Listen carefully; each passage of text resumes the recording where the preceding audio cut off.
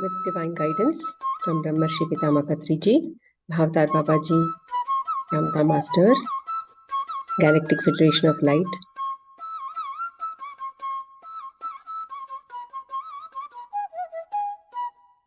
With divine pranams to all of the masters gathered here and across.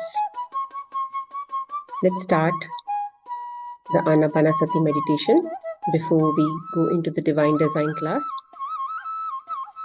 Please sit cross-legged. If you're sitting on a chair, cross your feet and be comfortable. Clasp your hands.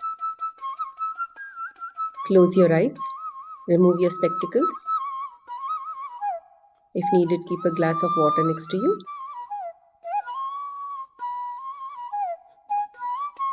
Take a deep breath and intend that next 30 minutes, I'm just going to be with myself and focus and observe my breath and celebrate the gift of being alive and experiencing Earth in its grandeur.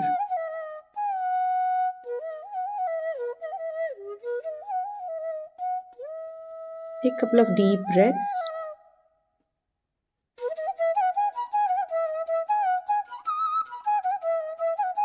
Let's begin to relax the body first.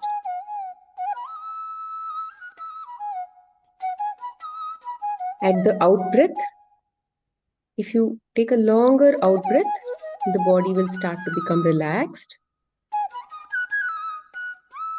Slow, long out breaths. Casual breathing in, breathing out. My forehead is relaxed. Focus on the forehead and then keep a long out breath. My neck is relaxed. My shoulders are relaxed. My upper back and lower back are completely relaxed and relaxed and relaxed. My chest and stomach are relaxed. My hips are relaxed.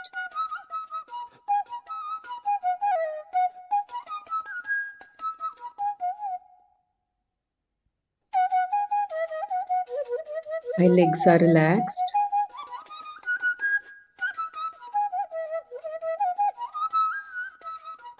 My knees, my bent knees are also relaxed. My sole, feet are both relaxed and relaxed and relaxed. After a long day's walk, my hands are completely relaxed, completely at rest, not doing anything after all the works that they've done since morning. My whole body is fully relaxed and relaxed and relaxed.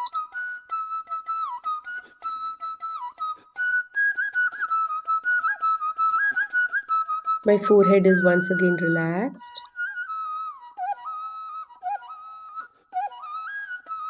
My neck is relaxed. Shoulders are relaxed. Hands, palms, everything is relaxed. Upper chest, lower chest are both completely relaxed and relaxed and relaxed.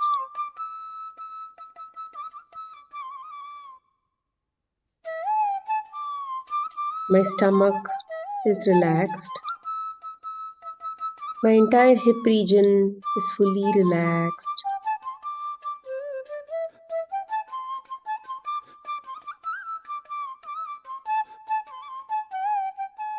My leg muscles are completely relaxed. All my internal organs are well rested and just working in the pace that they should.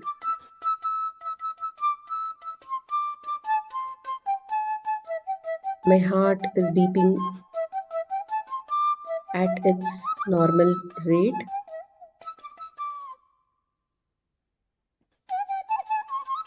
My entire body is fully relaxed and relaxed and relaxed. Continue to relax the body for some more time.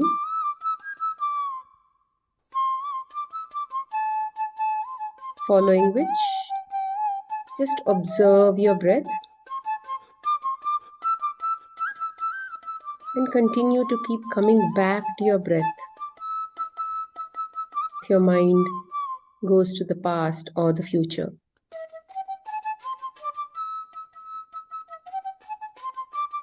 On a regular basis, try to practice living mindfully in the present in all the work that you do during the day, so that during this meditation, you would have already got into a habit of coming back to the present.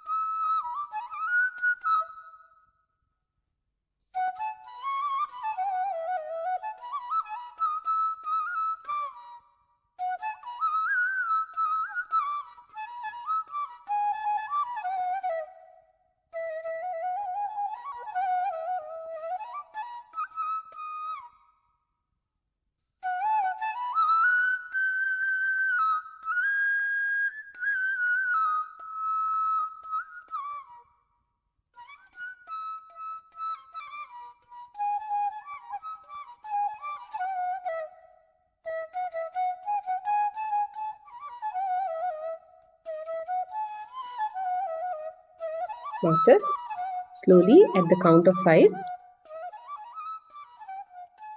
keep your hands on your eyes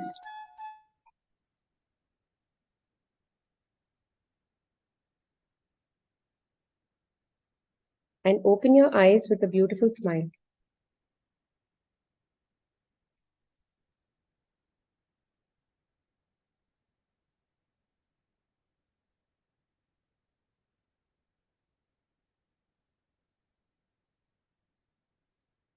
Welcome to day 17 of Divine Design, everyone. I hope the meditation was great. You all look refreshed. At least 2 people who have switched on their videos look refreshed. Nice. Asha had asked a question, but I'm not really clear what her question was. So I'll just wait for that clarity. We can go further into the 4th chapter.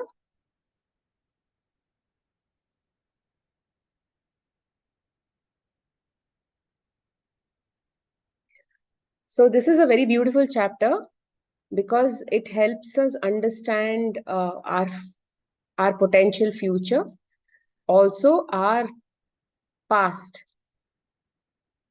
If some of us have started off in the 5th dimension in the past, then it is quite possible that you might remember also. So even though we don't remember, at least it will give us an idea of where we are and then where we have to get to in the future. Okay. So it sort of gives us a very nice understanding of how beautiful our would you say present future is. Present future means everything is happening in the now moment, right? It is just that we are not aware of that now moment where it has become heaven on earth. So eventually we will realize that it has become heaven on earth, but we have not woken up to that state yet. Okay.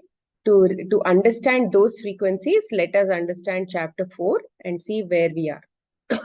Okay. So a 5D human, okay, represents complete purity, full purity, absolutely dissolved ego.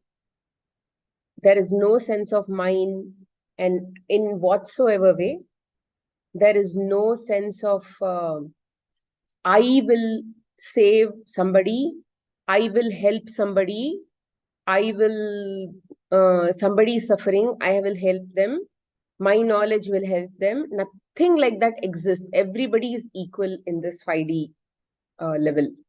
So nobody is there to save anybody. Everybody is completely empowered. Everybody is completely so that is the kind of state we are all looking at. Okay. So experiencing the 5D earth. The 5th dimensional earth was a unique and exciting opportunity for all higher dimensional consciousnesses entering the 5D form. So as of now, till now, what we've studied is the body is ready, everybody is ready, and now everybody is starting in the 5th dimensional level. They are starting off their journey in the 5th dimensional level. It's like a space expedition. Okay, so they're all coming into some experience that this company is giving. It was what the human calls heaven on earth. Okay, it was a beautiful creation. Okay, a beautiful virtual creation, which was all encompassed in this 12D grid. And now people from outside the grid were asked to participate in this. Something like Disney World. Okay, so there's a beautiful creation like a Disney World, and then we all go from various parts of the world just to experience Disney World, right? Something like that. In this chapter, we would like to describe some of the unique characteristics and experiences of the 5D earth and the human form. Many of you have lived in the 5D human form on the 5D earth. We hope this chapter reminds you of what you have forgotten. Yay, if somebody remembers, please tell. Please share your experiences, okay? Masculine and feminine frequency. See, whatever we are going to study from now on is going to be totally mind-blowing, and I request you to drop all your logical minds, okay, for the purpose of this class, because don't try to understand how, what, when, how does it look, because we have no capacity yet to understand how those things are actually happening. Okay, so we'll just read it and then we'll just try to understand it and put our logical mind aside. While we created a masculine and feminine frequency that was experienced while in the 5D field and the 5D human. Each frequency held a different characteristic. The masculine frequency was experienced as strength, power, courage, independence, intellect, and mind-centered. The feminine frequency was experienced as soft, nourishing, creative, expressive, heart-centered, unified, empowered, and open. There are many more characteristics that can describe these two frequencies. These are the most common traits. Each 5D human held a balance of the masculine and feminine frequencies within their form. Okay, so 5D human being has both a masculine frequency as well as a feminine. Even we all have, even 3D humans also have both masculine and feminine, but it is not balanced. Okay, but there it is balanced. They experienced themselves as expression of both masculine and feminine frequencies. Okay, like Ardhanarishwar. The 5D human form was designed as either a male or a female body. We designed this distinction to provide a unique experience within the 5D form. The ability to choose between a male and a female form provided the higher dimensional consciousness unique experiences on the earth plane. We all know, right? Experiences are completely different if you are in a female form versus if you are in a male form. The female human would navigate the 5D field slightly differently from the male human. Which form they incarnated into was their choice. And that choice was based on how and what they wanted to experience when they were on the earth plane. Even we have basically done that. We have also chosen to be females or males based on what we wanted to experience while we were on the earth plane. Those things are anyway still valid. Creator beings. The 5D human being was a creator. Okay, even we are creators, but we just don't have an idea of what we are creating, how we are creating, when we are creating, and how did we suddenly create a world full of misery around us, suffering around us, and all kinds of weird people around us. But yeah, we all have created it. So all that we can do as of now is accept whatever we have created. But they have chosen to create very consciously. They chose and created every moment instantaneously through intention and energy. It was all immediate manifestation, okay? But what we create today takes time because the energy on the frequency of that energy on the third dimensional space is very slow. So because of that, if we, depending on where our vibrations are, how much of practice of high energy do we have and all that, the manifestation also happens at that rate. But here as a 5D human, it is all instant. Okay, they just have intention and then it all happens. Their choice came from their higher self and was always for their highest good. You should remember that if a person in the 5D frequency is not actually is completely guided by their higher self. The higher self is constantly telling them what to do, and it is going via that doer self, which is the one that is, just give me a minute.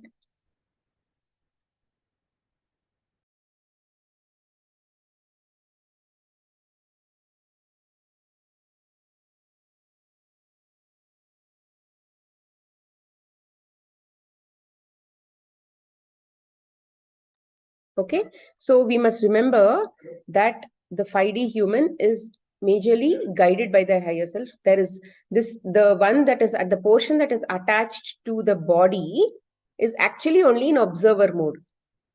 The idea is he's also not giving any, there are no instructions coming from that portion to the body at all. Okay.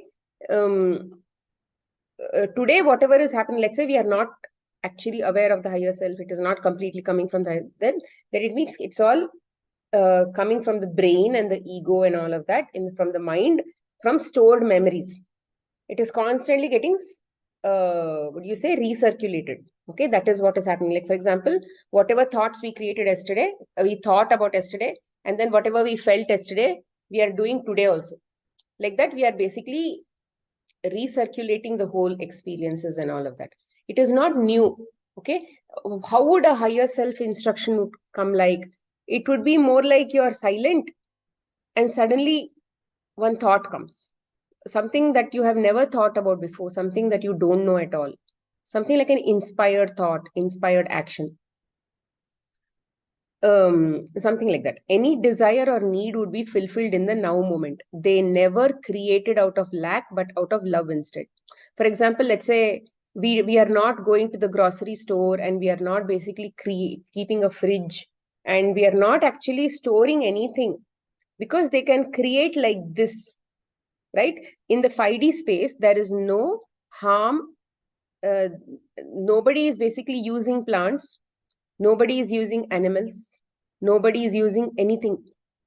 They are creators, and they can instantly manifest things like magic.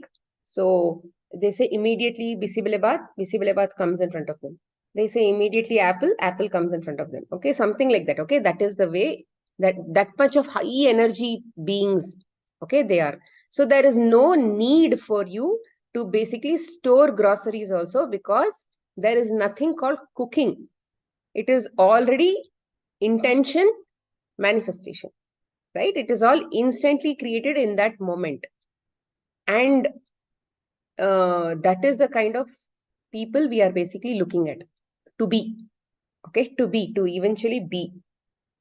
So it is not, and the way the earth is basically going, the way the energies are going, and the way the whole collective is basically shedding the darkness and all of those things, in the next at least 100 to 200 years, everybody is going to eventually hit this kind of state.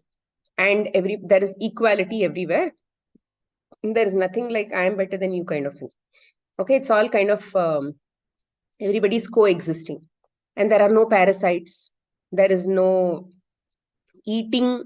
There is no dependency at all. Okay, that is the kind of life we are looking at. So obviously, there is no. Um, there is maybe at that time there is no need for a house also, or maybe they create a house just to live in a fancy environment. But then a house is basically not created for fear of being robbed or fear of security or something like that. Okay, it is all because there is nobody to rob, there is nobody to hurt, there is nobody to do anything, right? It is all like how Shiva and Parvati lives in the jungle, right? Something like that. All creations were, so they never created out of lack but out of love. All creations were for the betterment of humanity and earthly. This is how they created a human life. We stated in the previous chapter that we originally populated the earth plane with adult humans. Infants and young children could not survive without the adult human. We seeded hundreds of human forms as adults first. And once we had enough human forms on the earth plane, the 5D human could begin to create life. All human life would then begin as infants. Okay, once the entire population was all ready and all of that, then from then onwards, they changed the process to say every new person who's ever going to come on the 5D space is now going to start off as a baby. Okay, so until then, it was all very adult kind of thing. Creating human life. The fifth dimensional humans create a human life through intention and energy. It begins with two humans coming together with the intention of creating a new life. There is a masculine human and a feminine human. See, in many cases, if you look at our Shastras and all of that, right? Many of these gods and goddesses and all that, we've seen stories of them coming together, and suddenly magically one human being is born. There is nothing like they became pregnant or even in Mahabharata, right? 100 Kauravas were born, but 100 Kauravas actually did not come out of a womb. It was energetically, they were all energetically created. So all many things like that have been possible in the past. Um, in whatever way energy was used. Now let's see. There is a masculine and feminine human. Both human forms merge their energetic fields into one unified field. As we stated in the previous chapter, each human has their own energetic field. When creating a new life, both humans come together and merge their fields to create one unified field of energy. Okay. See, today in the third D space, we are actually physically physically passing the bodily fluids of one human being to another human being. There are eggs, and the sperm goes and hits the egg and they merge, and then all of those things are happening in the 3D human space, because it's all very physical. Okay, but in a 5D space, it is all at an energetic level. Okay, the 5D human is very, very not so physical. It is a very crystalline body, which means they are physical, but they are more like light. Okay, they are more like light. So there is nothing called eggs and all.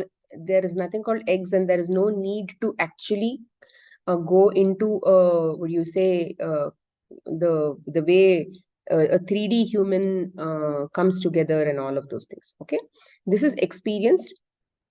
So energy fields, let's say, imagine some form of energy. Okay, some energy around us.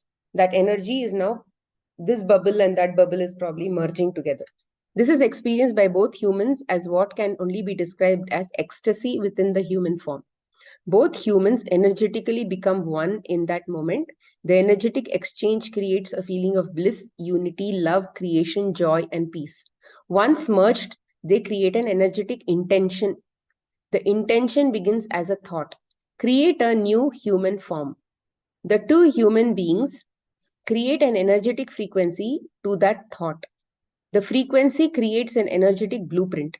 The blueprint holds the frequency of the new life that will eventually create the physical form. It is all happening at a intention, intention, and then the light that is coming out from their body, the energy that is coming out from their body is eventually forming a physical human form. Okay, once the energetic blueprint is set, blueprint is more like a program.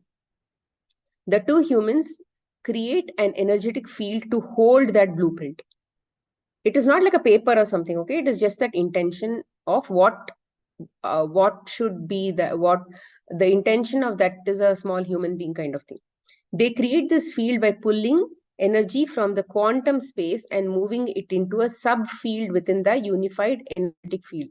So basically, they are taking some energy from the unified quantum space, and then they are putting it into, they merged, right? They merged into one energy now.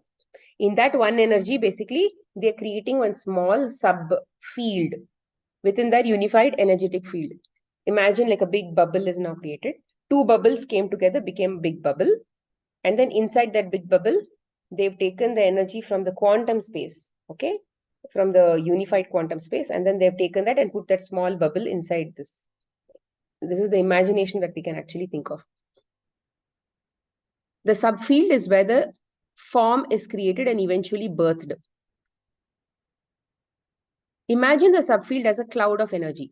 This cloud is formed within one unified field of energy of both the human forms, and holds the energetic blueprint for that new human form. Once the energetic field is created, the two humans send out an energetic call to any higher dimensional consciousness outside the earth plane within the 12D grid. Outside the earth plane means the earth is in the fifth 5D space, no? So, and these two people are inside the earth plane. So now within the 12D grid, they are basically sending out a call, because you should remember that they have access, 5D humans have access to the entire 12D grid. They'll be able to connect to anybody in that 12D grid. Once the energetic field is created, the two humans send out a call. Okay, now so they send out a call to anybody within the 12D grid desiring to enter a 5D human form and experience the earth plane. A consciousness answers the call and energetically connects with the two 5D humans. Okay, again, some energy connection is happening. The energetic agreement is made between all the three beings. Some contract is signed kind of thing. Energetic agreement is made. Once the agreement is made, the humans begin to separate back into their own fields. The energetic subfield and the blueprint they created remain within the female form until the completion of the human design. The female, see now this baby now this baby has to be created, right? Now what did these two people create? They created the they have now created the blueprint for the first part of the DNA. The second part of the DNA is customizable by the new guy that is going to come and connect to this, okay? The female form always holds the blueprint, energetic subfield, and the 5D human form. There is no other reason for this other than the intention of the female body within the 5D fields. Basically, the female body intends that I want to carry the baby, because it has, what are the, the nourishing part and all that, that kind of quality comes from the female, right? So that's why she takes the responsibility of giving birth. The female body births the child. The 5D human does not have the same type of physical organs as the 3D human, okay? It doesn't have physical organs for copulation. It doesn't hold eggs or any other physical way in which the human life is created in the 3D field. Okay, there is no such process of the way we do. The 5D humans create everything, including a human life, through the energy and intention. The female human form is designed to hold the energetic subfield, blueprint, and eventually the crystalline infant form. The baby also is crystalline. The human form is created through light codes that are held within the energetic blueprint set by the two human beings. The light codes are what the 5D human brings into their intention when creating a new form. All light codes are held within that blueprint and are designed to create the new physical form. Okay, I mean, it's all pretty self-explanatory. I don't think there is any lack of clarity here. When the form is created within the female body, she is honored. Okay, these are all birthing rituals that typically happen even in today's native tribes and all that. There's a lot of rituals like this that are still honored as a female. And while the form, basically they treat her like a goddess, who's going to create a new baby. Okay, who's going to create a new life. She is honored and provided blessings and prayers. She is typically held in a sacred space of her choosing and remains there while the form is creating. She will sense energetically when the form is completely designed. Okay, she understands. This process does not take much time in the 5D field. If we were to provide a linear time frame for your understanding, we would say a few days to a few weeks. There is no 9 months period, okay? It's only few days to few weeks the baby is born. As soon as the form is completed, both the humans who created the human form come back together to create a ceremonial space, and the woman births the baby into the 5D field. The birthing process is similar to the 3D birth in that it physically exits the human form out of the birth canal. However, the experience of the 5D human birth is very different. Remember, the 5D human form is crystallized. It is merging of the physicality and light, creating a crystal form. This allows for the 5D birthing process to be more energetic and less physical. So when it is time to birth the infant, the female increases her frequency by intending the energy within her form to increase. Once she is holding a higher frequency, she calls in the higher dimensional consciousness that will be incarnating into the new human form. In a single moment, simultaneously, the female pushes the form out of her body and the consciousness drops into the infant form. The birth occurs in the now moment without any physical pain. There is no doctor, there is no birth lady. What is she called? Doula. There is no such people at all. Everybody is doing it on their own. The creation and birthing of a human form is sacred and intentional. The entire birthing process is honored and experienced as a precious gift to both the higher dimensional consciousness entering the form and the humans bringing in the form into life. Okay, so it is a very, very unique experience that we can only think of happens in dreams or something like that. Gods and goddesses and those kinds of things. Yeah, but we are all gods. We will eventually get there. In fact, we are gods even now, but we don't have the awareness. We just have to bring that awareness within us, and then we will all realize that we are all the same people. All communication is telepathic in the 5th dimension. Language is not necessary. Okay? No English, no Hindi, no nothing. We don't have to think that, oh, I don't know Telugu, I don't know this, I don't know that. Okay, it's all mental. Telepathy in the 5D field is when two humans communicate energetically through their physical body's energy field. The humans intend a thought that exits the channel and moves out from their energetic field as energy. The other human's energy field connects and feels the energy and receives the thought. You think of somebody, that person receives that understanding. For example, two human forms are standing next to each other. One human chooses to say hello to another. They think the word hello, intending it to be received by the other person. The thought creates an energetic frequency that moves out of the human's energetic field. The other human's energetic field feels the energy of the thought and receives the message hello. This happens instantaneously. There is no need for words. Okay? It's not like they're thinking hello. We know the language, that's why we think hello. But it is more of, if you don't even know the language, you are just the intention of connecting with the other person is only called hello. Along with language, the 5D human can telepathically communicate in other ways. They can transcribe energy as information, messages, or thoughts through sound, art, movement, and more. See, typically, when the third eye opens, right? When any downloads of information or energy happens, typically what people are basically translating it into words and all that, right? At a 3D level, they are translating it. But that energy can be transcribed or modified into thoughts, or through sound. They can they can maybe do music or movement and dance and all of that and express themselves. The human receiving the information will feel the energy held within the sound, art, movement, or tones throughout their energetic field.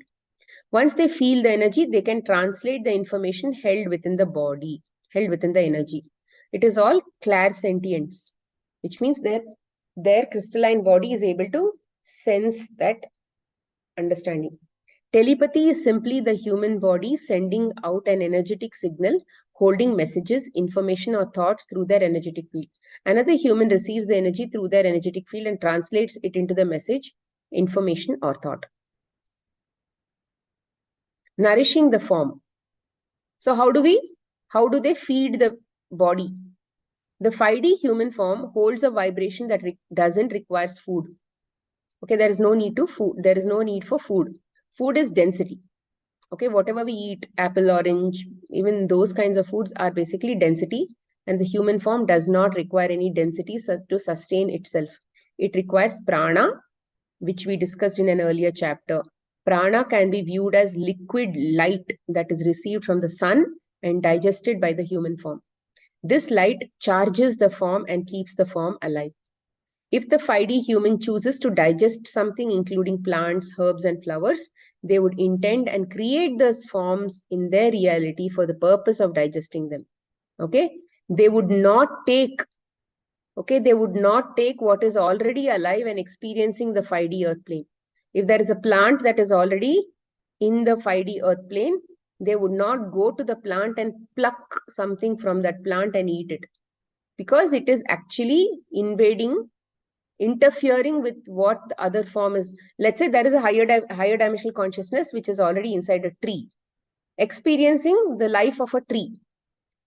You, as a human being in the 5D, cannot go and take an apple from there, because it is like invading their privacy. Okay, it is invading their experience. So what you do, you are already a creator, right? You will create your own apple if you want to digest an apple or if you want to taste an apple.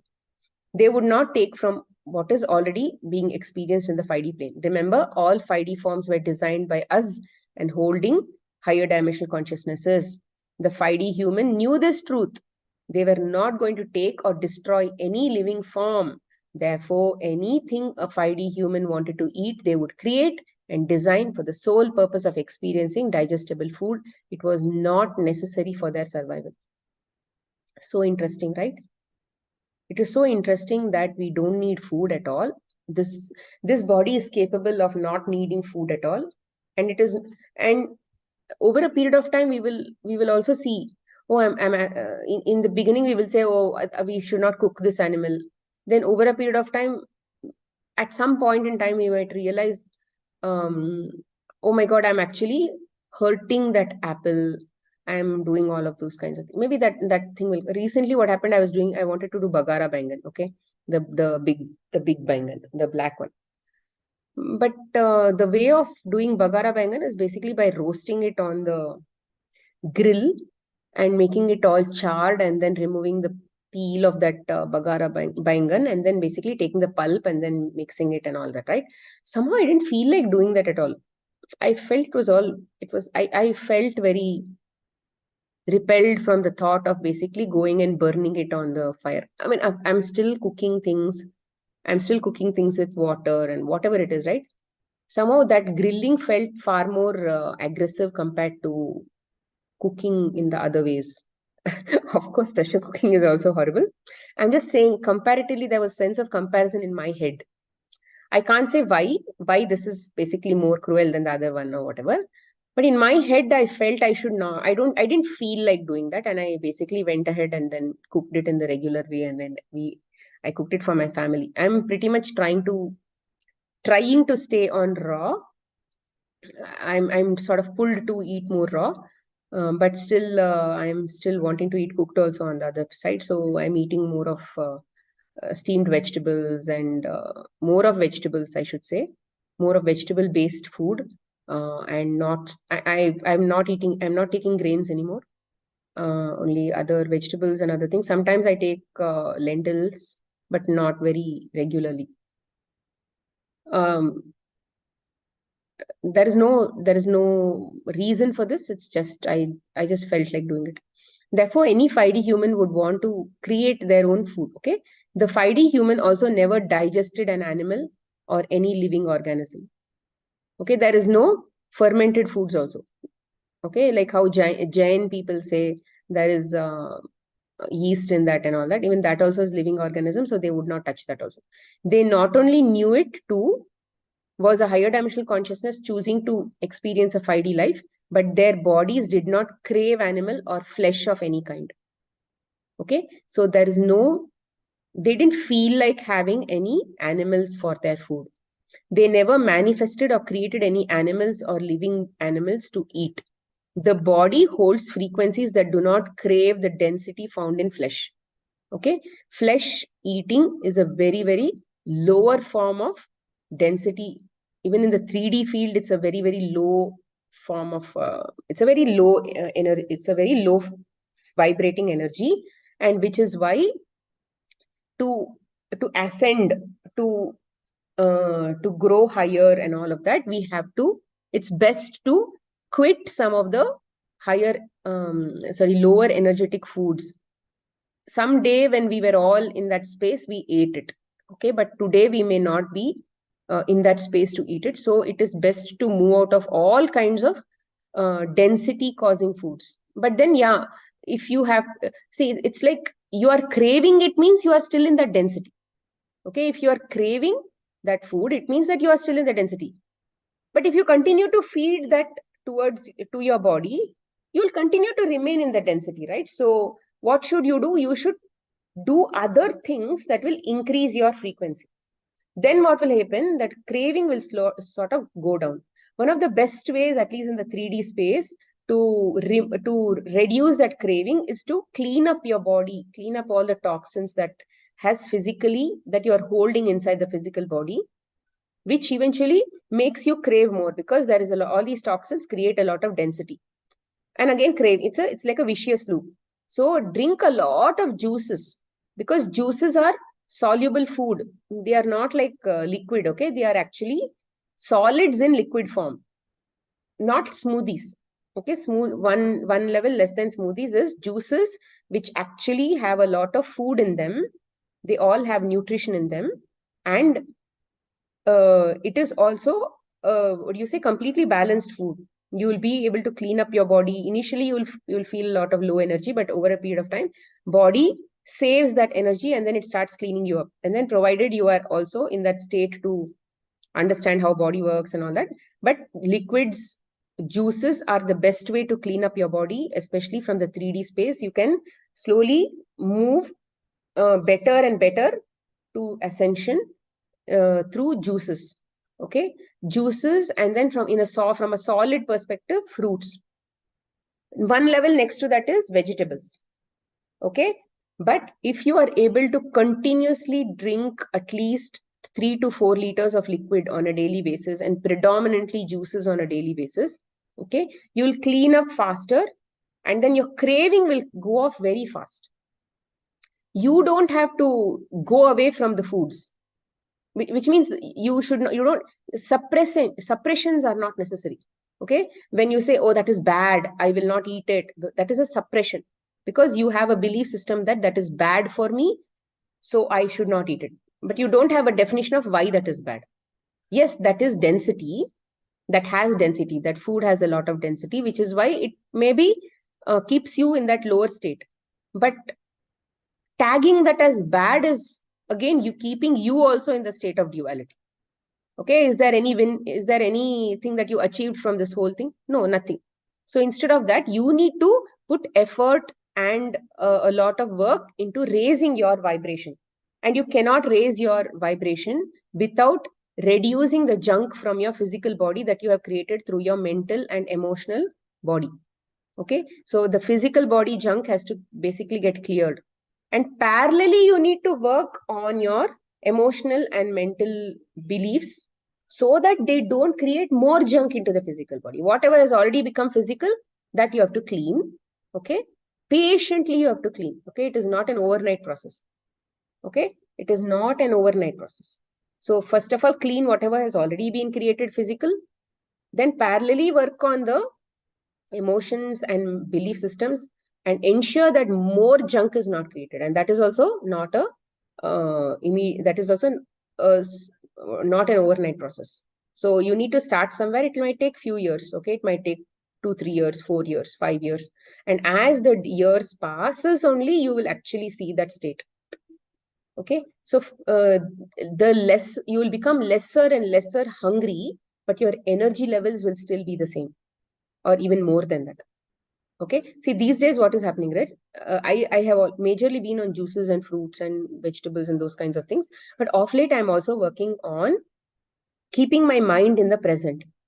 And the major shift that I've basically seen because of that is I've seen a lot more energy within myself, where I'm able to get up even at 2:45 in the morning and and fresh.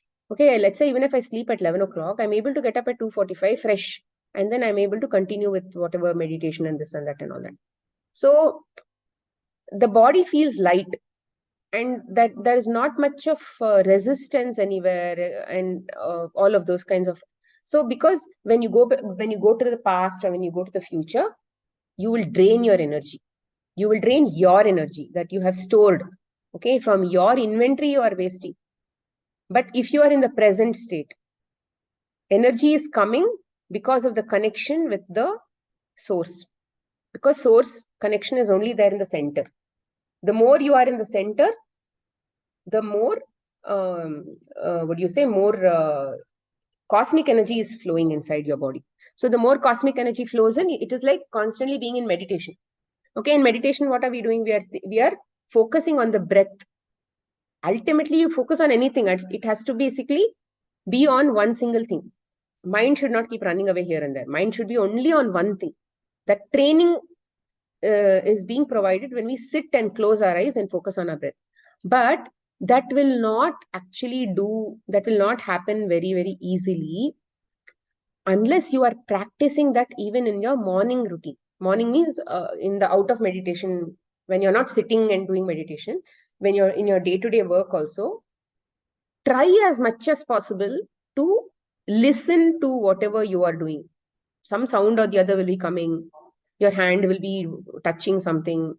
Some small sounds will come, especially early in the morning when you get up. The entire world is completely silent. Okay, if you are able to listen to that silence, you can understand the silence that will actually come to you when you are not thinking anything.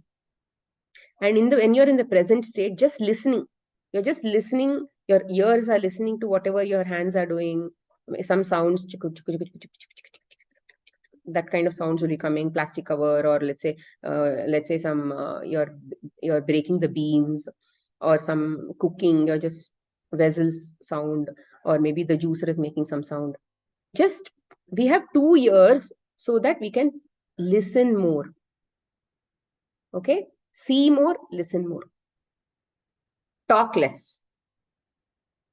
Okay, so the more you are able to listen, and wherever your eyes are seeing, obviously that is where your mind has to be. So when you're trying to do some of even 20, let's say it's 16 hours you're awake or something, 16 17 hours you're awake.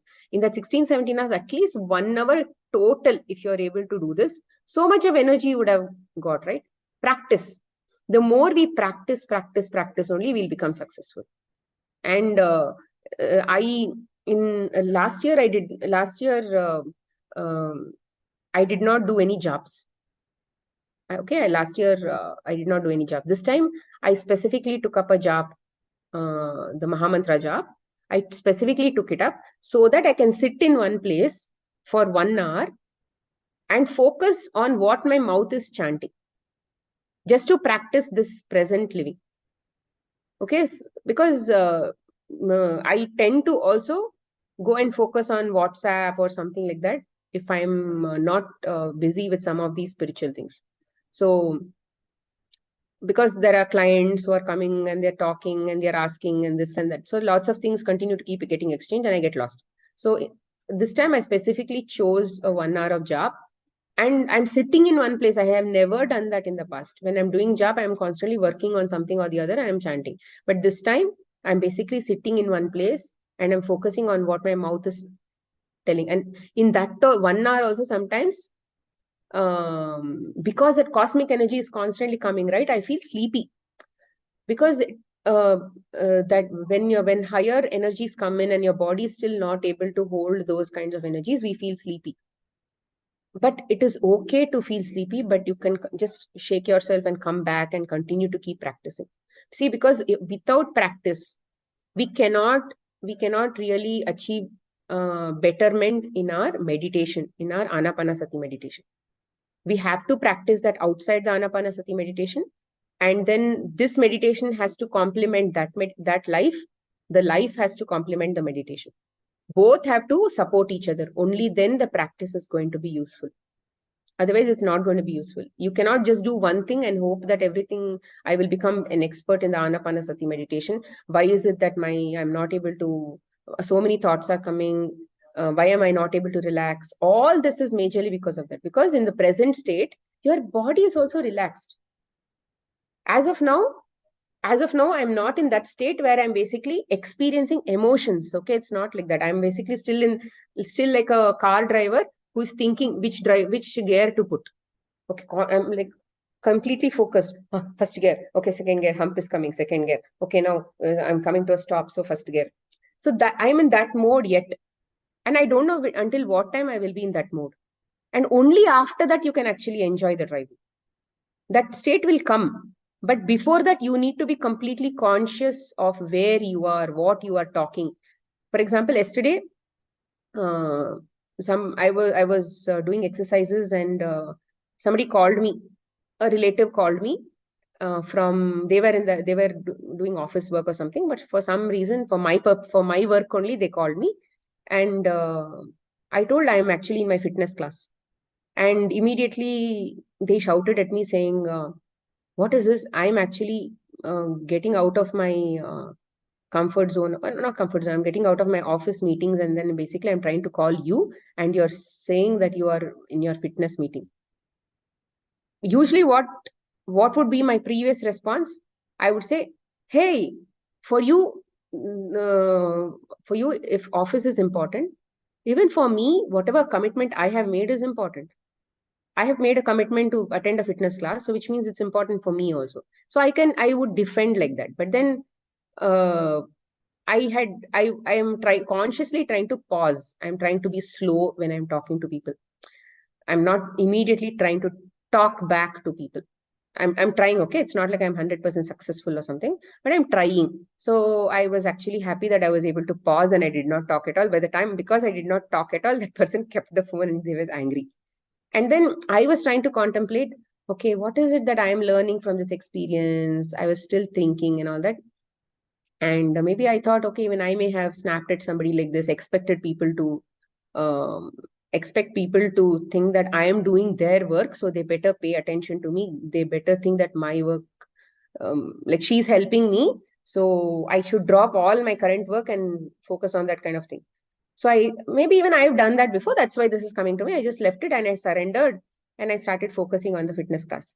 And then after some time, they messaged me saying, I'm extremely sorry. I should have not spoken to you like this. I did not do anything. I thought, okay, in this now moment, this experience happened. I will not connect my now moments. Let this happen. It's okay. I'll not think so much about it. I told I will not think so much, but then my mind kept going back to why. It kept going back. But still, I kept trying to come back to not wanting to think about it. And I said, okay, so I'm surrendering. I'm surrendering.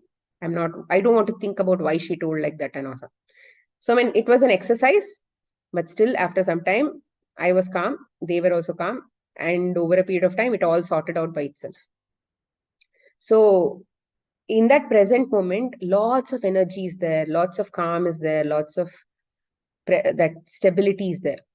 Okay, so which is why we also want to relax our body when we are doing Anapanasati meditation. Only when you relax your body, that mind will become calm. The sense organs and all that will not receive inputs because you're closing your eyes and all of that. Here, you're opening your eyes, but you are trying to focus on what the eyes are doing, what ears are hearing, all of those things. We have 5 sense organs, and all these 5 sense organs are parallelly working. Okay, so that is the kind of complexity we have as a human being. And beyond that, we have to still remain in the present. I mean, there's a lot of confusion even in this practice. I keep thinking, like, for example, let's say the vendor is shouting, let's say tarkari or something like that, and then papaya, banana, and then now the juicer is also making some noise. I keep thinking, should I think about that, or should I basically focus on that? Should I basically focus on this? It's all a lot of questions that are constantly coming in my mind, but I don't have anybody to answer that. Okay, so what I do, I just ask those questions and I just leave it. At some point when I'm ready, those answers are going to come. But we just have to ask those questions and just leave it and keep practicing whatever feels right to you. There is nothing right or wrong about this whole thing. At some point, you'll get into that comfortable state, comfort of that process. That process you'll get a hang of the process by constantly trying to figure out what is happening, kind of thing. In that process itself, you'll eventually get better. So yeah, it all works out is what I'm trying to say. Okay. The 5D human understood that without the physical form, they could not participate on the earth plane. So they adorned, cherished, honored, and loved the human form. They had a very strong energetic connection and communication with their human form. They knew what the physical form needed. They trusted the form as an aspect of their experience and knew the form was moving them through the evolution in their consciousness. See, this human form is so beautiful, okay? By themselves, these people can anyway travel to any dimension. But the physicality is not there. The experience cannot be felt and all that so much easily. So what is this human giving them? This human is giving them, the human form is giving them a rich experience, of a tool to experience. So they were in full gratitude of what this human form is going to do for them. And the human form is basically through the human form only they are going to evolve to higher dimensions, right? So it is a very nice journey for them to trust each other. So they trusted that form and they were connected very nicely to that form. Okay, we'll do time and stop. Time is an illusion created by a consciousness or energy slowing its frequency down to a time space continuum. It's an illusion by a consciousness. Okay, it's an illusion created by a consciousness, which means in that frequency, wherever we band, we are 5D. 5D time is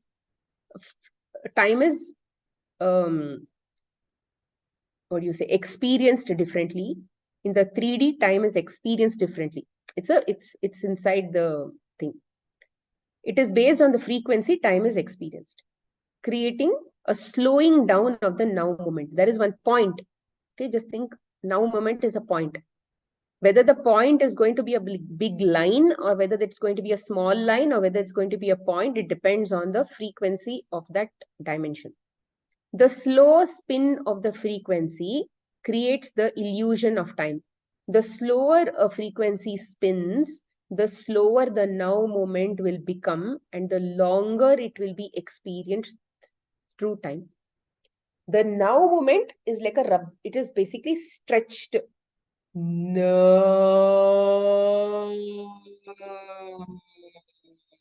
It's like that. Okay. It's basically stretched through time. It's that.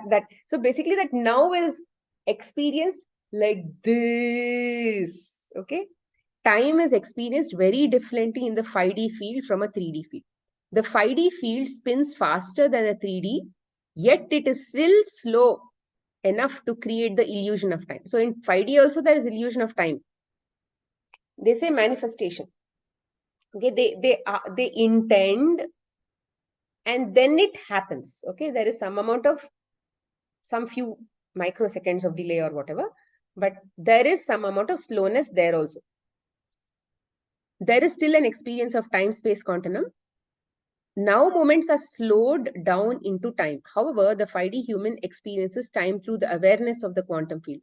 The 5D human can see and energetically tap into a past or a future, yet they know that everything is experienced in the now moment. They know that they have a past or the future, but that understanding is there that everything is happening in the now moment. It's all happening parallelly.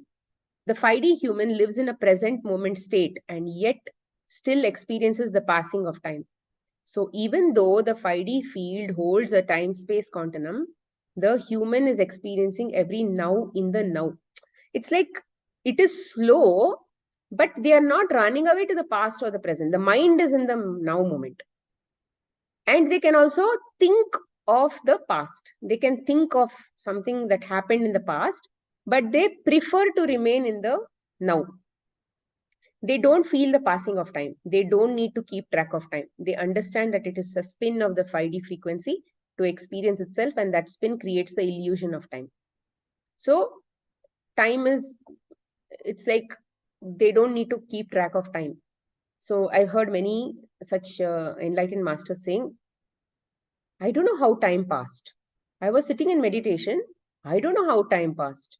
Days and days, they'll be sitting in meditation, or let's say whole night. Whole night is actually very common these days, but then 2 days, 3 days, they'll be sitting in meditation. And it's easy for them because they would have astrally traveled off somewhere else. The body is sitting there waiting for the thing. So body will not need a lot of energy, will not need food and all that so much, especially when it is in the state of rest, when it is in the sleep mode.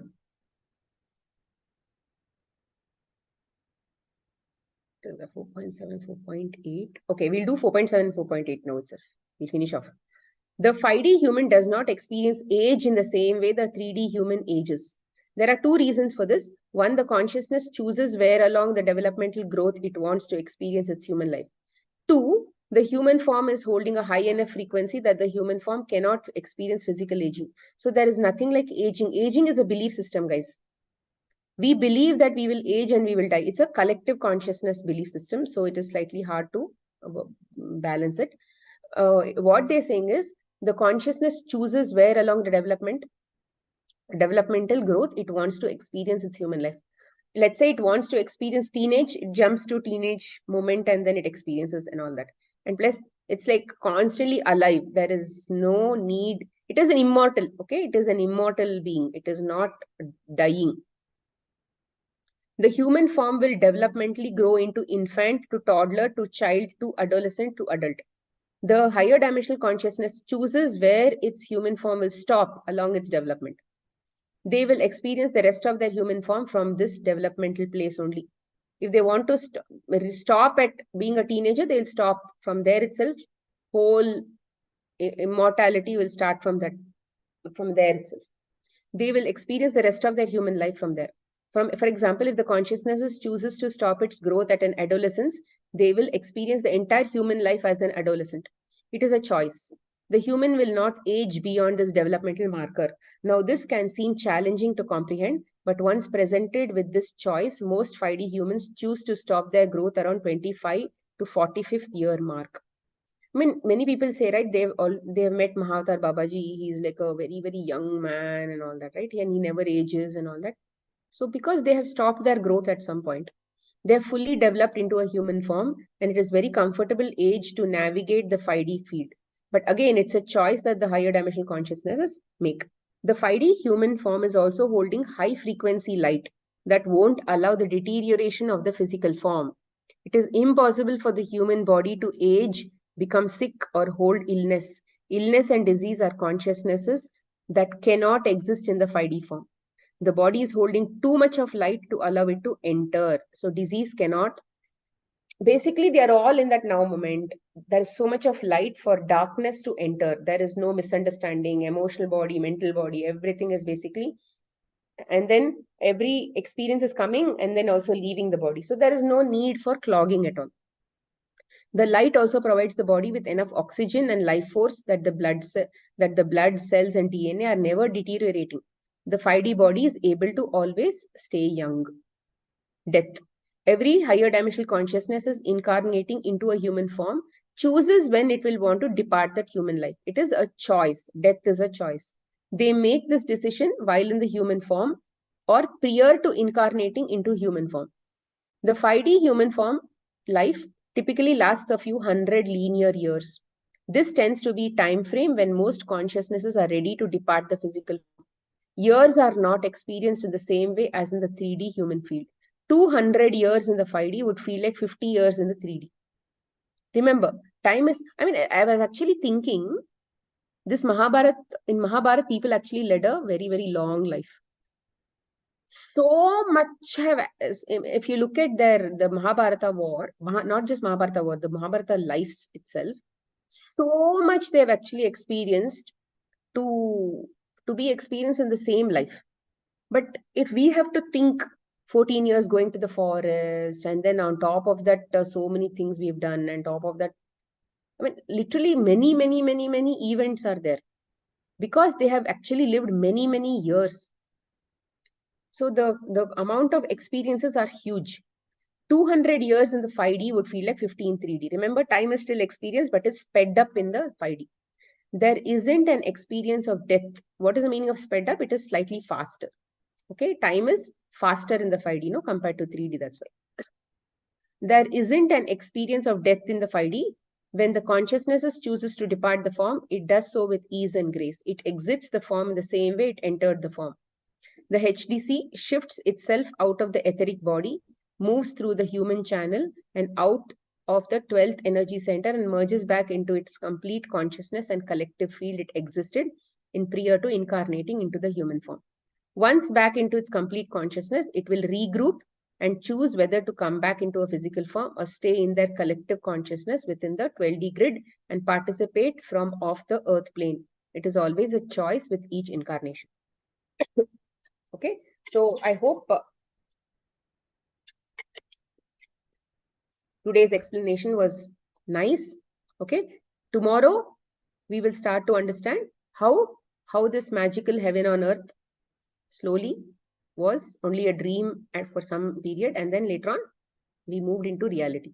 Okay, let me just stop sharing here. Any questions so far?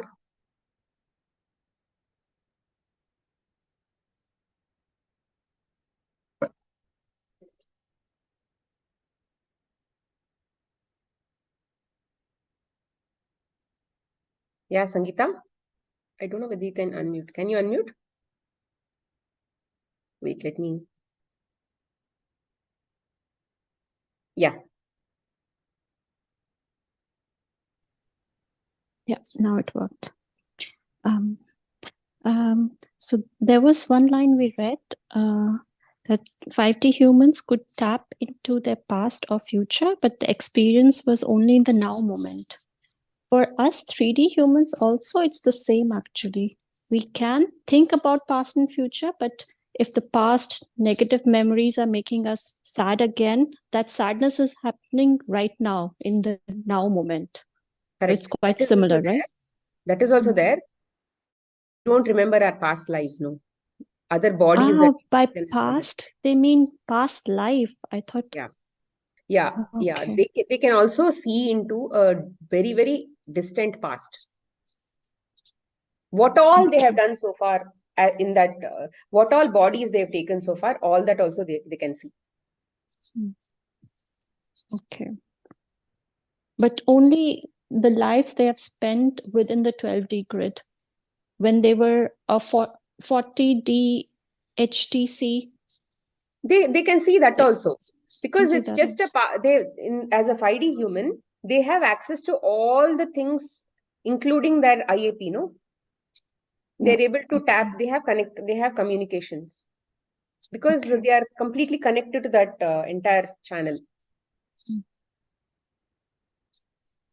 I have another question, but not related to what we discussed today, but regarding juicing.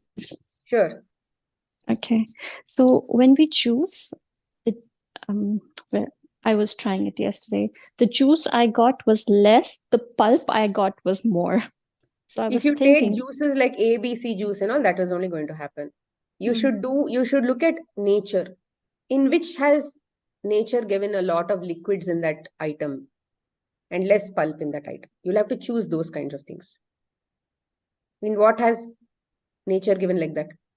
Less pulp and more liquid. tomato, watermelon. Watermelon. Then Mm. look at the vegetables and fruits from that. Citrus fruits. Yeah, citrus fruits. The highest is watermelon, cucumber, ashgard. Everything is less than that.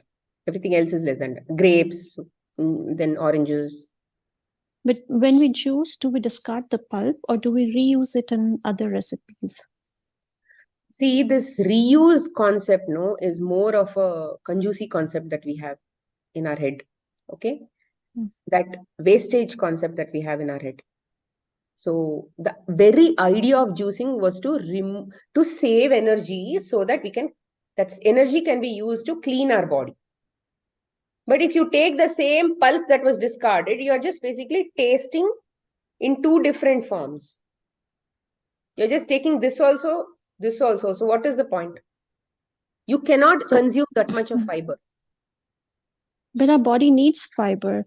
You're already eating the other things. No, you're eating fruits, you're eating salads and all of that. That much is enough. Okay. The way I was seeing it is, whatever your fruits and salads can give, you're consuming via juices. Because if you just keep eating and asking the body only to digest that also, then where are you saving so much? There is saving compared to your cooked food and all that. But still, you'll tend to save a lot more and flush a lot more through juices.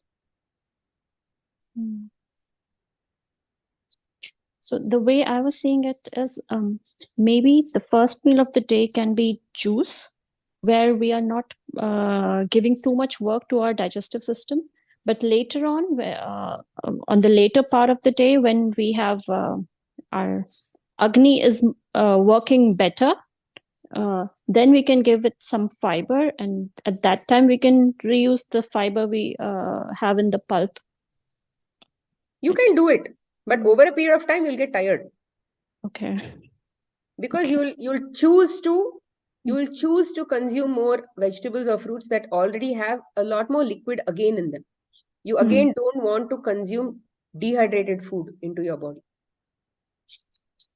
See, your body is supposed to be hydrated, well hydrated. A well hydrated body is majorly also mentally also clear. It's going to keep you mentally in the right direction. A well hydrated body is basically functioning at a very good efficiency. A Yes. dehydrated body is clogged most of the time. And today we also read that the food the 5D human were taking was liquid light from the sun.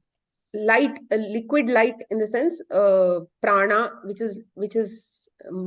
which flows like breath. Like breath, prana actually flows. People who see it clairvoyantly, they see more of it as stream of energy. Because we What can't we see breathe, energy. can we also call it liquid light? No, right? No, It's whatever different. enters our body is also liquid light only. Whatever enters from the sun, that energy is flowing inside the body. So liquid here only says motion. Yes, It's motion, flowing. not Not that there's a moisture or density. humidity involved. Absolutely, yeah. Okay. Okay. And we talked about fermented food that contains other organisms. Would that be anti-vegan if we eat fermented food? No. As of now, no. No, we are still not in a process where we are saying that germs should not be consumed and all that. Basically, germs are everywhere as of now in the 3D field. You can't live without germs. Hmm. So in that sense, I meant like that. But in that 5D space, there is no fermented food also, is what I said. No curd, no dahi, that kind of thing also is what I just joked. Now that we want, if we want to go in the in the vegetarian direction, trying to avoid non-vegetarian food, should one also avoid fermented food, or that would be too extreme? Fermented food is, again, if you think from a prana perspective, the more you consume foods that are alive, the better for your body. That is a thumb rule. And Okay? they are alive. No, they are not alive. How is fermented There is food alive? living bacteria in it, like in yogurt as Okay, well. take for example, milk. Milk came from a cow, for example, or milk came from an almond or a coconut milk or whatever. It came from somewhere. Okay, the food was alive in the first place. And when it came out also, food is still alive. It is not spoiled. It's not spoiled, so that's why it's still, it has energy component inside it, which is why it is alive. If it was dead, it would be spoiled. What is a meaning of spoiled? It means that it undergoes fermentation process or decomposition process. The prana from any food, when it goes away, then what happens is the germs on earth, scavengers on earth, automatically come into that to take it back to the soil. That is their job. But So those in the germs are alive. germs And are those alive. are good Germs are doing their bacteria. job. Are you eating germs in the first place? If you take an apple or an orange or something, are you thinking about germs, eating germs in that? Well, when I'm eating What is yogurt alive? or curd, Food is then alive. You should look at food being alive, not the germs in that which are alive. Food should be alive. Your whatever you consume, coconut milk, it is alive. It is not spoiled. A banana is alive. It is not spoiled. If a banana is spoiled, it will become like mushy and black and all of that. Not black. It will become sort of smelly. If an orange is spoiled, that part will actually feel rotten. Rotten means the life from that area has gone. The light component from that area, the energy field that we were speaking about, right? That part no longer has that energy field. It is gone, which is why it is now dead. That part is dead. And all the dead on earth is supposed to get recirculated back to earth. What comes from earth has to go back to earth. It's a process. And that is what is called the decomposition process. And any form of fermented food is happening. It happens when the food is alive. It is still alive. And then later on, what happens? It is continued to keep in it is continued to be kept in that shelf stable state or open state. When its life disappears, or when the prana escapes or it's gone, dead, then the fermentation process starts. And the first part is done by yeast. Then comes fungus. Then comes something at all. Then comes many other things. Then comes worms, and then comes flies, and many of the stuff will come. Then it becomes black, and then it dehydrates, and then you throw it out to the ground. It's a process of decomposition. Not one germ can actually decompose it 100%. There are many, and in fact, even vultures, wolves, all those, the foxes and all are also scavengers. What do? They don't feed, they feed only dead food or animals which are dead. They go and eat the dead animals, and then their poop takes it back to the soil. But there are items like plants and all which fox and vultures and all don't consume. So those dead plants will be consumed by the microorganisms. They are scavengers. Viruses, bacteria, they are all scavengers. They take it back to the soil. So any food that is alive only is pranic food. Any food that is dead does not have prana. In fact, you will be spending your own energy to digest or try to digest a dead food. Cooked food is also dead in essential, which is why over a period of time, what happens in the 3D space itself, at some point people were consuming only raw foods. But once 3D actually started happening, not much of raw foods were also available because of the progress of the 3D. So at that time, they compromised the meaning of Satvik to say, okay, if we cook food for 3 hours, and they understood that within 3 hours, the life will go away. 100% it will go away. So after 3 hours, they would not consume that food. And by definition, at least in 3D space, 3 hours cooked food, within 3 hours, you have to consume the cooked food. So all this is basically tampered knowledge. But technically, pranic food, anything where food is alive only, is going to provide, rather keep your prana. Otherwise, it's going to drain your prana. You are investing in charity without earning anything. You are making charity. How long will you keep doing charity? You have to earn at some point, right? Otherwise, you will get sapped over a period of time. That is what it actually means. So today, sunlight when we say gives us, prana in food,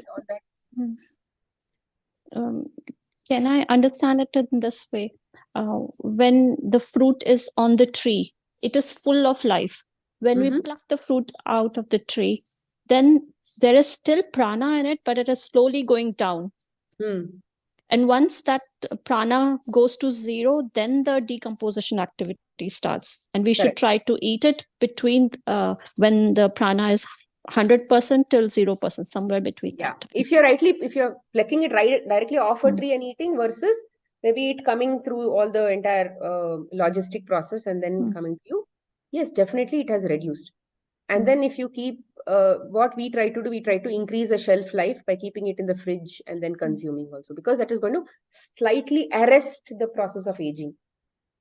But cooking it would be making it zero instantly. Yeah, but we have now got used to tastes. See, take cooked food for that matter. We don't take the rice and eat it directly.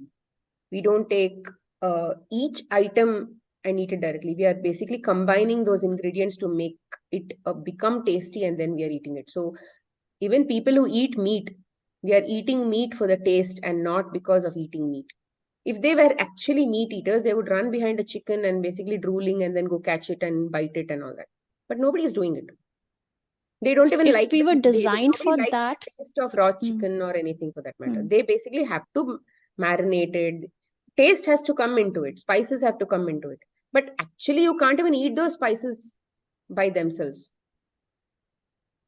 Everything cannot be individually eaten in the cooked world. You're combining things that you cannot eat individually into a team or a group, and then it becomes edible. Yeah, you can call it a beautiful creation. But technically, we are craving for those creations. We are craving for it because of the density that we are in. So we are eating for taste rather than for pranic value of the food. Yeah, that's why spend at least 3/4 of your day eating only pranic foods. Spend maybe one part of your day, quarter part of your day eating what you like, because you immediately may not be able to remove it. Yeah. Okay. Thank you. Yeah, Hema? Yes, Smita, hello. What I wanted to know, in the magic book, we learned that complaints should not be done, right? Like, so suppose, and it should not be shared with others and all that.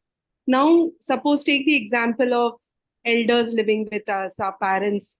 If they face any challenges or breakdowns, they tell us about their breakdowns, and we need to take them to the doctor or whatever. So that is okay. Or our kids sharing their health challenges to us, and like that they share, that way sharing is happening now. So like, See, complaint means and see, you did magic book. Are you complaining? No, you're not complaining. Somebody else is basically sharing whatever they want. yeah, And it is your duty to take them to wherever they want to go. But if you say, oh, my leg is paining, my hand is paining, even though you know the fact that it is basically helping you grow and all of those kinds of things, then it's only for you. The knowledge was only for you to apply for yourself, not for expecting others to apply in their life. You cannot teach that to them because they did not do magic book. And we Hmm. have already learned that they're all reflections of ourselves. Hmm. What you are seeing is a reflection of you only. Yeah. So there is nobody else that you can teach. Hmm. Yes, those souls are there, those HTCs are there using other bodies. But what is coming to you is filtered through your lens, Hmm. through your belief systems, your emotions. If somebody is being very needy and all that, they may have just told something, but then you will find them needy. Hmm. How you perceive them is in your head. Okay. So let them, if they have to go to a doctor, take them to a doctor. No, that is not, don't Yeah. have to judge them. Hmm. Okay. So I was just thinking, is that also considered as a complaint, or like, If they knew about it, yes, then it's a complaint. If they don't know about it, then how will you but judge then them? even if you think, okay, from there, even if they knew it, that that is a complaint, but that is a reality, right? They have to go to the doctor, like they can't go on their own, and somebody has to accompany them and take them to the doctor. So even for us, for that matter, like suppose there is a challenge and we don't know what to do, and we asked some our parents for some solutions, like without going to the doctor, some home remedies or something. So is that also wrong? See, first of all, you need to understand, why do I look for solutions? To protect my body, to remove that pain from my body. Hmm. See, it is perfectly okay to go do all that, but are you doing all that in fear, or Okay. are you doing all that in, oh, this pain, I have to get it out, I have to get it out? It depends. You need to find out what is that root emotion that you are facing as of now when you are facing the challenge. Okay. But if the root emotion is calm, peace, then without medicine also that thing will go off. Hmm. It came to teach you some lesson, and that lesson will show up. What do you say? That lesson will show up as you expressing your default emotion, which is basically fear. Hmm. Then at that time you need to watch yourself and say, oh, my default is actually fear, which means I've already made it a habit, and that habit has to change now. Correct. And how will you change a habit? You have to put some knowledge that you've learned and all that, and then come back to the present, surrender, accept. When you accept a problem genuinely, like accept means I've given many reasons, I mean, many explanations of accept in the Hmm. classes, right? Yeah. The genuine acceptance, when it comes, no, within, depending on the energy that you have inside your body, immediately the problem will go. Within 1 day the problem will go, within 3 days the problem will go, within 1 week the problem will go. Okay. Hmm. That genuine acceptance has to come. Okay. And sometimes the problem can have different layers. Hmm. The pain can be, Yeah. the pain may be seen as one, Yeah. but in that there may be different lessons which are accumulated as pain. Hmm. So it's not that one kind of acceptance will make it go off. Oh, okay. The very fact of acceptance means it is a blessing in my life. I'm actually having a diamond. I will not share this diamond with anybody because it's a diamond. It's a blessing. God has given me this diamond.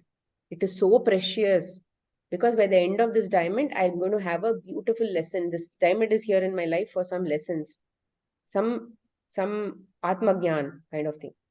So why would you just give off the diamond to somebody? If you knew that, you'll not, if you have that awareness, you'll not give. No, that is the kind of acceptance that we are trying to come in. So whether it is 5 days, whether it is 1 month, you'll still have to maintain the same level of acceptance. Because we should try to understand that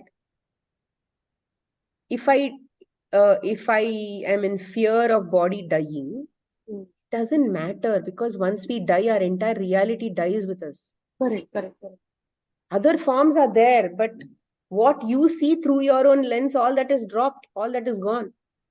Let's say you may say, oh, my mother is old, she's not going to survive without me. That mother is not dependent on you at all. Correct. You are seeing as a dependency. She may be in a very nice status, running around doing gym and all that. You may never know, because what you're seeing is because your helplessness is seen as a helpless mother. Okay. So your reality will die with you. Nobody is actually dependent on you at all. Everybody is experiencing their own realities. Okay. So, like, for example, recently I have one of my client, she very old client, and she is also pretty spiritual and all of those things, but then some parameters of her body sort of shot up and all that, and she was like, oh mom, I'm in fear, I'm scared, I am nervous and all. I was asking her, why are you nervous? Ask yourself, you told me you don't have fear of death, you don't have fear of suffering, you don't have attachment to life, all that gyan she already told me. I said, then why this nervousness? See, some of these habits are there. Nervous habit. Something happens to my body, chak, become nervous. Something happens to my body, chak. But those are habits that we have already formed. I'm not saying it should not come. It is there, it will come. But we need to teach ourselves to calm down and put some sense into our own heads. And how many ever days it needs for us to learn that lesson, we need to keep teaching. Correct. Right? That old habits die hard. This is what happens. We have to try. And everybody has fear of death. Always. Not just fear of our death, fear of somebody else's death also. Yeah. We think that somebody else is giving me happiness, so if they die, that happiness will go off. So we'll try to keep protecting them in all forms so that they continue to keep feeding us happiness. So it's a very attachment is also a form of selfishness. Yeah. Correct. It's very crude when we say that. It's very like that, but when we say like that, what attachment for children is also we can't say all that, but then to analyze yourself, you need to get down to that kind of crude level. Correct. You can't maybe talk it out to somebody else, but then yeah, at least to yourself you can be so naked and be truthful. And one more question, and this 5D is kind of, is it the yugas that happened before the Kali Yuga, like the, when the Mahabharata and Ramayana and all happened? So can we relate it that way? Like, it is all in the now moment only. Mahabharata, all yugas are in the now moment only. Everything is happening in the now moment only. But you can say that in this incarnation, you have chosen to be in the 3D part of experience. Okay. So a part of you may also be in those moments. Oh, okay. So it is all inside your head only. Your head means at the higher dimensional consciousness that is experiencing. When you are evolving, you can personally see cruelty reducing in your own reality, which means that you are only going from one yuga to another yuga. Oh, okay. It's all in the head. Yugas are in the head. It is all happening in the now moment. Like we say, we can perceive the past. Like how 5D can understand the past, what all he did in the past. They can perceive it as the past. If you go higher, they will see everything in the now only. Past is also now.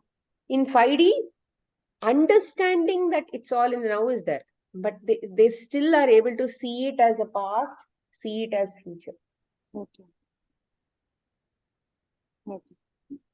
Yeah, but definitely there were periods, or you can say that there were levels of awareness in or those periods where it was like 5D. Hmm. People were very, very capable of everything. Because I thought Karna was born like, to not, Thought and intention normal and all way. that. Oh, Yeah, yeah, yeah, correct. yeah, definitely. All those every all of those people were born through like that only. So Okay. her energies and his energies and all Yeah, merged and all correct, those. correct, correct. Okay. Correct. Thank you. Yeah. Sangeeta, your hand is up, or you're supposed to ask me. Yeah, another question. Mhm. You just said in your reply that attachment is being selfish. But few days ago, I was thinking practicing detachment is selfish, actually. What is detachment? Detachment is you will still be with them. You'll still be. Detachment is like a rose on a rose leaf. Oh, sorry, not rose, lotus leaf. There is apparently a bubble, a drop of water, Hmm. but it doesn't make the leaf wet. Detachment Okay. means you love somebody, you are with somebody, but you give them complete freedom. You are not expecting something out of that relationship. You are enjoying that relationship for what it is. If something is taken But away from you, you are not disturbed. That is detachment. so the Detachment is not example I physical had detachment. in my head was maybe I was more social earlier, but now because I'm spending more time with myself, with meditation and self knowledge acquirement and all, I'm not that social. So I've detached myself from many other people in my life. So that is being Physical detachment? selfish, or No. Take it as some form of physical removal of yourself from some world which was probably keeping you more occupied, and you chose to do other activities which are a sense of priority as of now. When I say detachment, you have a certain thing in your life. If something is taken away from that, if that is taken away, you are not disturbed. okay. That is detachment. Mm.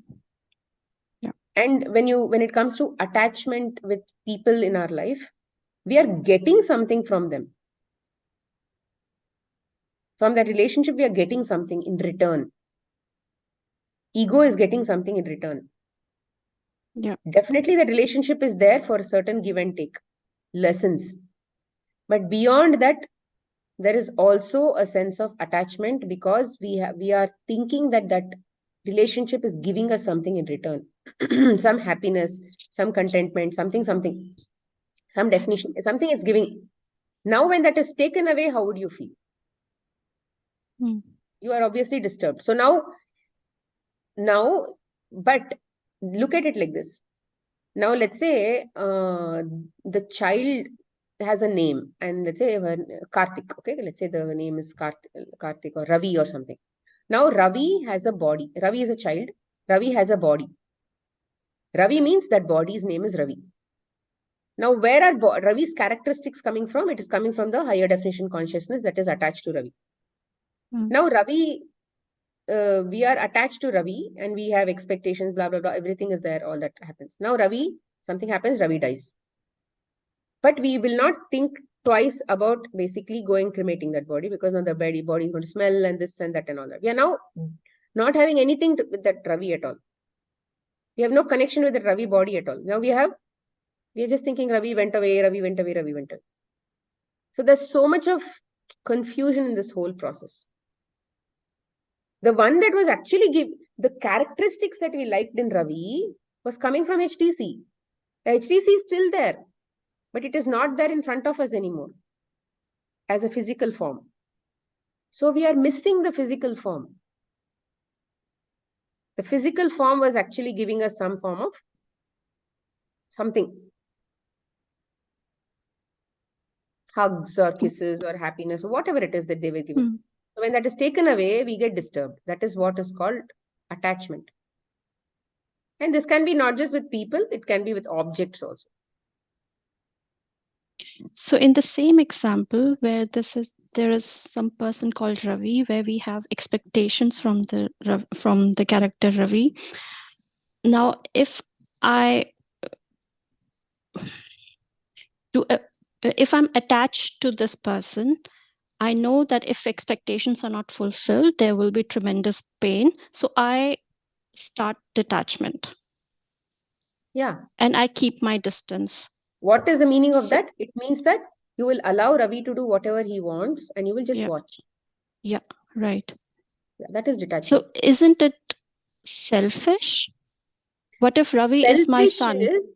Selfish is and I'm creating making them do distance. whatever they want, whatever you think is right,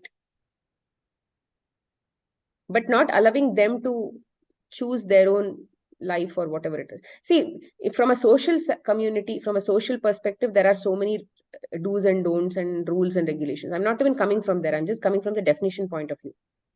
So maybe in the social setup, it will be considered selfish that you're detaching from your son, Ravi, just to keep yourself safe. No. Why will it be called selfish? Only when you keep yourself in the light will your son be actually happy, not the way you think he will be happy. You think that if he does XYZ, then he'll be happy. But then he's never listening to you anyway, even if you tell him. Right? So what would you do? You chose to say, okay, you do whatever you want. For now, I will try to work on my light. Because I know when my light increases, when I start to basically improve and ascend and all of those things, evolve, my reality will change. And in my reality, the same guy, the same Ravi is going to give me a different experience, which is going to match my frequency. Current frequency, I don't like what he's doing. If I go higher in that frequency, I like what he's doing. It will be better. You will tell, oh yeah, my son also changed. No, son did not change. Son never changed. You went from one reality to another reality. That's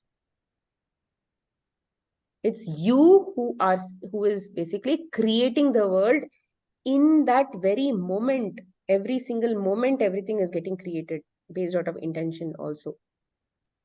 Even now. I mean, I sent that Dolores Cannon video, right? What did she say? I couldn't see it because it's Facebook.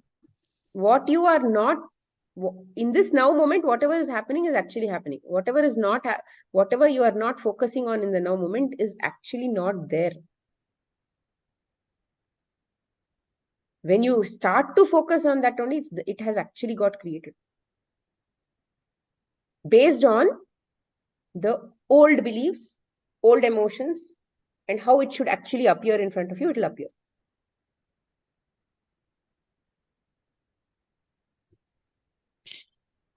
Somehow I feel acceptance and surrender also is a result of being carefree. So whatever is happening, let it happen. Try to see it in a carefree way, that whatever is happening is part of the bigger plan. And anyways, I can't influence something, so accept it. So this might be my coming from my side, where I am exposed to all this knowledge, but other people who are not exposed to this knowledge might see it as carelessness. That is also an experience for you, because you have painted a picture that there are people who will not agree to whatever I'm going to say. That is also a belief system which you need to work on. Okay. Everything is a belief system which will just keep popping up from left, right, and center in your reality, just showing you what you are. See, technically speaking, we are meant to be guided by the HS. We are not meant to operate independently. But we have no connection with the HS. That's why all this confusion. Seamless connection, I mean. So when you do surrender, when you do acceptance and all that, you will naturally let go and the higher self will come through. And then you will start being more intuitive. Intuition is basically the voice from the HS. The thoughts are coming from the HS. And assume that the other person maybe is already guided by his HS. But what you see is what is still painted in your... it's just my perspective. Okay. Yeah, you will never be able to... Whatever we see in our reality is our reality. We actually have no clue of what is happening on the other side. It is meant to be like that. So in these sessions, when we ask you so many questions, different questions, do you also see it in this way? This is my reality. So many questions coming up in front of I me. see it. I see this teaching more as me rediscovering a parts of myself. Mm. Because if it's in my head, you see, it's a way, maybe maybe many of the things that I'm telling is probably coming through HS also. Mm. So in a way, my conscious mind or my body and my mind, conscious mind and body are learning through some higher knowledge. And these questions are where maybe doubts within my personality itself, which I never knew was there in my subconscious mind. So all It's a these were way not of my questions. They were clarifying. only reflections of you. Yeah, and then Yeah. I am a reflection of you. Yeah. And we Okay. have to Thank see you. our world like that only. Anybody who comes and teaches something is teaching for himself. They are never teaching to basically rather grow somebody else. There is nobody else. Mm. That is why it's important that every person who's on the evolution path, they always become teachers. It is a part of the process of going back and teaching yourself. Because parts of all of you are parts of myself only. And if a part of you clears in your head, somewhere inside me also it is also clear. It's like even I have basically spread out myself like this, right? So technically, if I have to be in this point, everybody in my reality has to also come to this point. I have to carry everybody along and merge into that space. I cannot say this person is, I cannot help only this person. I can help this person. I cannot help that person. That differentiation should not be there. If I have to ascend, everybody has to ascend along. And it is quite possible that I will see people ascending before me, parts of me ascending before me, even before this person feels like she's ascending. That also is happening. That also will be possible. Because some might need less work, some might need more work. So there are lots of different ways to look at this.